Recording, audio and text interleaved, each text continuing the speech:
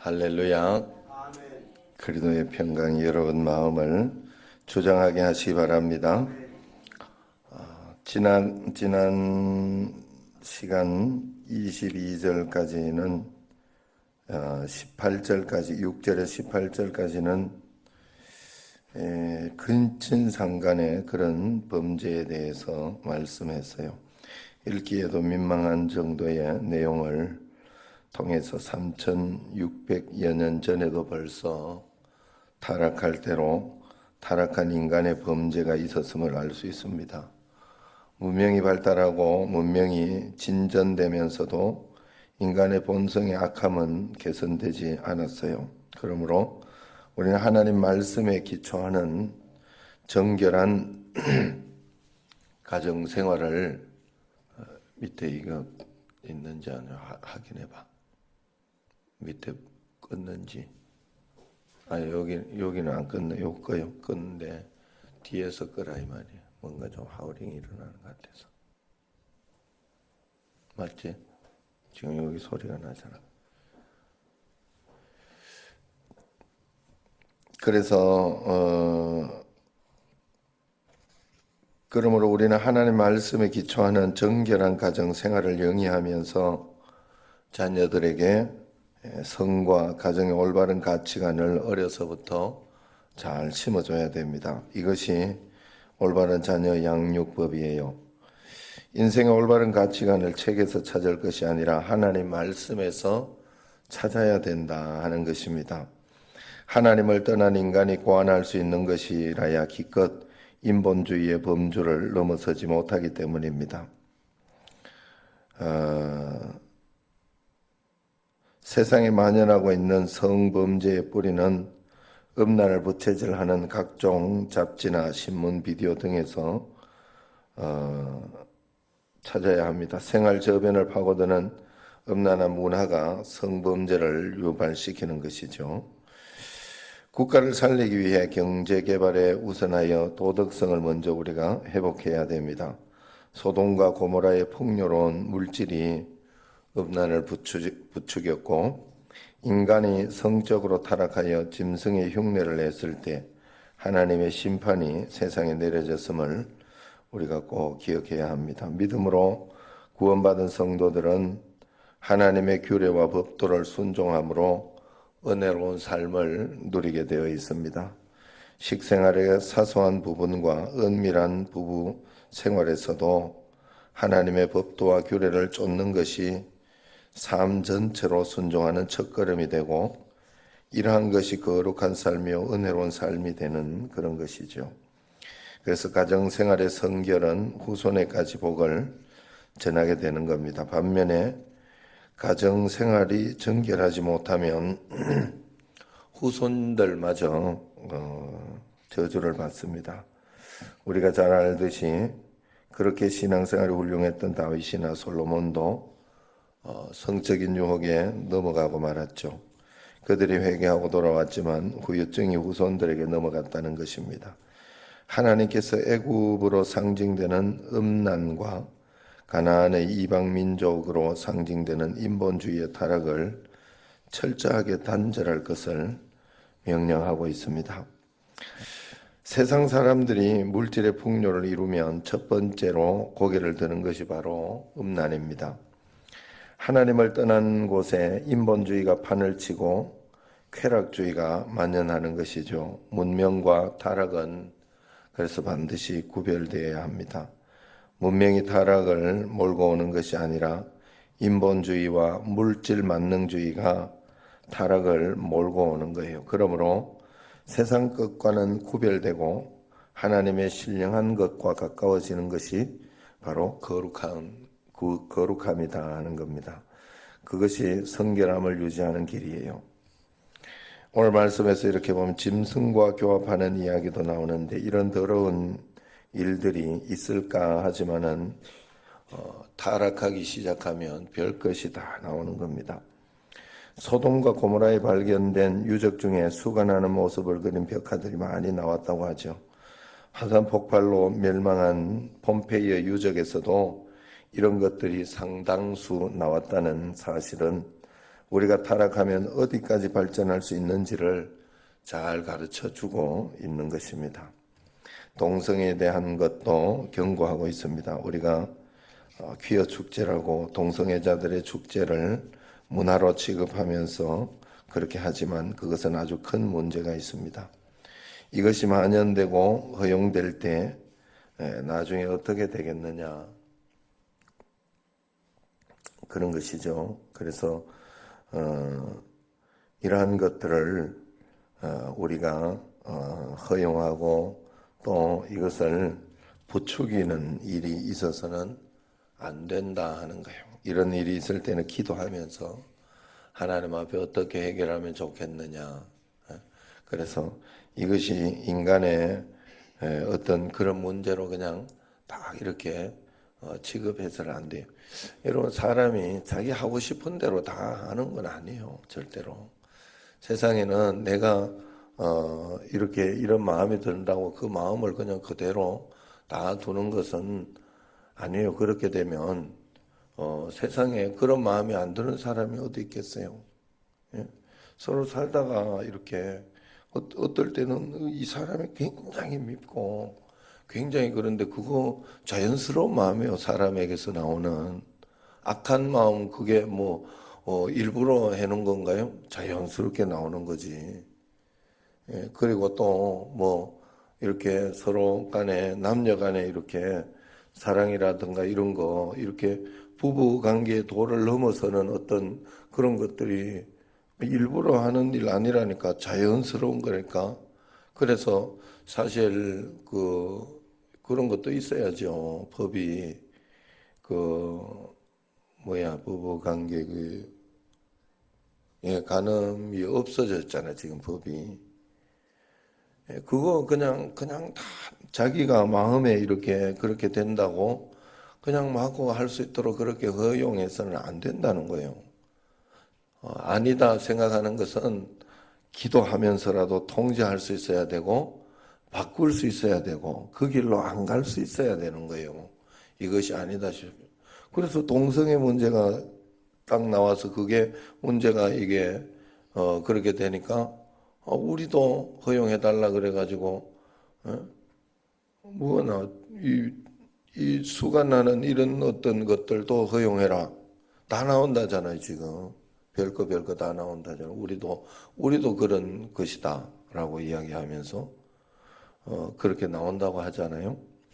그러니까 세상에서 이렇게 우리가 그런 마음을 그 무엇 때문에 이제 그렇게 하는가 하면 그것을 가지고 사람 취급을 하지 않으면서 벌레 보듯이 그러면서 이렇게 그렇게 하는 건 안 되죠.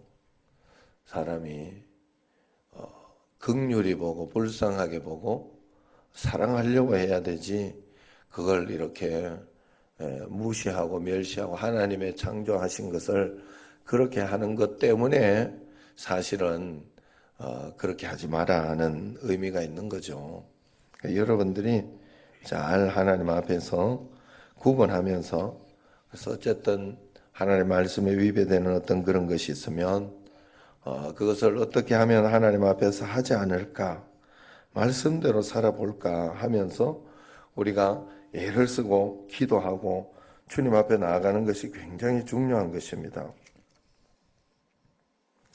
자, 또한 남녀 이런 관계에 대해서 이야기하다가 21절을 한번 보면 너는 결단코 자녀를 몰렉에게 주어 불로 통과하게 하므로 하나님의 이름을 욕되게 하지 말라 하는 내용이 갑자기 나옵니다. 성범죄에 대해 이야기하다가 왜 이 우상숭배에 대한 이야기가 갑자기 나올까 이야기할 수 있습니다. 이것은 바로 하나님이 우상숭배를 영적인 간음으로 보기 때문이다 하는 것입니다. 우상을 숭배하는 것이 바로 하나님 앞에서 간음을 행한 것이 되는 것이지요. 이는 신앙적 간음으로 하나님을 사랑하지 않을 뿐만 아니라 하나님께 등을 돌리는 사악한 범죄가 되기 때문에 그렇습니다. 묘하게도 우상숭배는 반드시 성적인 타락이 따릅니다. 이것은 전 세계적으로 입증되는 현상이에요. 세계적으로 가장 음란한 도시 중에 하나가 지금 이태리 로마입니다. 포르노 여배우가 국회의원으로 당선될 정도죠. 왜 로마가 이럴까? 하나님의 이름을 빙자해 우상을 숭배하는 바티칸이 있기 때문이 아닐까? 일본의 경우를 보세요. 어디를 가도 우상 숭배가 굉장히 심합니다. 그런데 일본이 성적으로 굉장히 타락되어 있는 것도 많습니다. 그래서 성진국이라 이렇게 불리기도 해요. 우리나라에도 우상 숭배가 만연했죠. 조상 숭배라는 이름으로 우상을 숭배합니다. 귀신에게 음식을 만들어 바치고 이마에 땅을 대고 절을 합니다. 고린도전서 10장 20절에 하나님의 잔과 귀신의 잔을 동시에 받을 수 없다. 그렇게 이야기를 하고 있습니다. 우리나라도 부쩍 음란한 문화가 활개를 치는 것을 볼 수 있어요. 우리는 이 땅이 부정해지는 것을 막을 수 있어야 돼요. 간통죄가 없어졌다는 그 자체가 이미 그런 것을 의미하고 있습니다. 그러므로 매일매일 하나님 말씀 앞에 꼭 정결한 삶을 살 수 있도록 꼭 그렇게 해야 돼요. 하나님 앞에서 말씀의 기준을 딱 두고, 그래서 어제도 이렇게 말씀으로 뭐예요? 기도를 계속하고 기도하는 것에 감사함으로 깨어 있으라. 그렇게 이야기하지 않습니까? 내가 지금 기도를 하고 있고 또 기도하면서 감사하고 있는지, 하나님 앞에서 내가 신앙으로 서려고 하고 있는지, 그런 것을 잘 살펴보는 게 굉장히 중요하다 하는 것입니다. 하나님 앞에서. 꼭 그런 거예요. 어제도 이렇게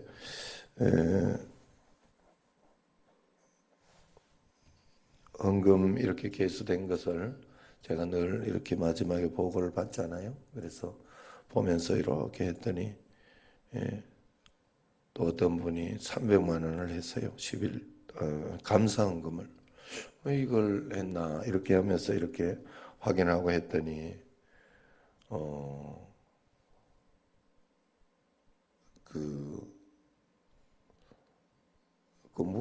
물 잡는 것 때문에 이렇게 하다가, 아니면 나중에 300만 원 주고 그만 끝내버려라 이렇게 했는데, 그 돈을 왜 그렇게 버리냐고 그러면서 그렇게 합의를 안 해주겠다고 했는데, 그걸 하나님께 드리겠다고 마음에 서운했나 봐. 이게 잡히면, 물고가 잡히면 그러겠다고 마음속에 그랬나 봐요. 나는 그래서 어떻게 이걸 할 수 있지? 내가 마음속에 그런 생각이 들었어요. 그런데 하나님 앞에는 과감하게 드리는 걸 보고 내가 굉장히 놀랐어요. 이럴 수도 있구나. 여러분, 하나님 앞에서 우리가 살아가면서 분명히 알아야 되는 것은, 제가 금요일 날에도 천영호 장로님 그 간증도 틀어주고 그렇게 하면서 이렇게 보면 모든 사건의 환경은 하나님이 다루시는 거예요. 그렇기 때문에 중요한 것은 이 문제가 해결되는 게 내게 중요한 게 아니에요. 문제는 예수 믿는 사람은 믿음으로 가면 언젠가는 해결되게 돼 있다니까. 언젠가는. 그러니까 이 문제가 지금 해결되는 과정이 중요해요. 예수님 믿는 사람은. 이걸 통해서 내가 하나님 앞에 무엇을 배우고 있는지가 중요해요. 그래, 늘 주님 앞에서 내가 하나님 앞에 기도하면서, 하나님, 내가 이것을 통해서 어떤 것을 배울까요? 또 어떻게 내가 반응하면 되는 것이고, 어떻게 하면 되겠습니까? 주님 앞에 기도하면서 하나하나 풀어나가야 돼요. 주님 앞에서. 그러면 내가 그러한 것을 하나하나 배우고 나오고자 할 때 문제는 아마 굉장히 빠르게 해결될 수도 있고, 또 어떨 때는 오래 간다 해도 그걸 통해서 내가 배워야 하는 게 있어요. 오래 가면서 배우는 게 정말 잘 배우는 거예요. 잘 배우는 거. 그러면서 하나님 앞에 그럼에도 불구하고 말씀에 틀리지 않도록 이렇게 가려고 하는 거. 정말 굉장히 중요한 거예요. 우리에게. 하나님 앞에 여러분 각자에게 어떤 일이 있든지 하나님은 여러분을 분명히 그냥 두시지는 않아요. 제가 본 바로는 매일매일 하나님 앞에서 내가 무릎 꿇고 기도할 수 있는 길로 하나님은 항상 인도하고 있어요. 항상 인도하고 있어요. 참 신기하잖아요. 예? 그러니까 우리가 하나님 앞에 늘 기도하면서 무릎 꿇고 꼭 그렇게 가야 돼요. 주님 앞에. 저도 이렇게 보면 문제가 그렇잖아요. 지금 이번 주일이 굉장히 큰 관건입니다. 이번 주일에 이제 수술을 어떻게 할까. 또 뭐 그걸 허락하냐 마냐 이런 것도 있고. 그래서 애가 운동 안 하고 그냥 집에 휙 돌아오면 아무 문제 없다니까. 수술 안 해도 되고. 그냥 일상생활 하는 데는 아무 문제 없다니까. 운동을 하니까 문제가 되는 거예요. 그게 신기하잖아요. 하나님 앞에 기도하면서 하나님과 뭔가가 돼야 되는 거예요. 우리 인생은. 그게 뭔가가 만들어지도록 하나님은 하고 있는데 우리는 그거 모르고 문제만 해결해 달라고 자꾸 아직 어린 신앙, 아직 어린아이 신앙. 그러니까 점점 성장해야 됩니다. 주님 앞에. 매일매일 여러분 잊지 마시길 바라요. 하나님이 나를 다루고 계시다. 하나님이 나를 인도하고 계신다. 이 문제는 하나님 앞에서 풀어야 할 문제다. 매일매일 주님과 함께 늘 동행하며 살아가는 여러분과 저가 되기를 주의 이름으로 축원합니다. 자, 우리 기도하겠습니다. 우리 기도할 때 오늘은 축복 기도문으로 하도록 하겠습니다.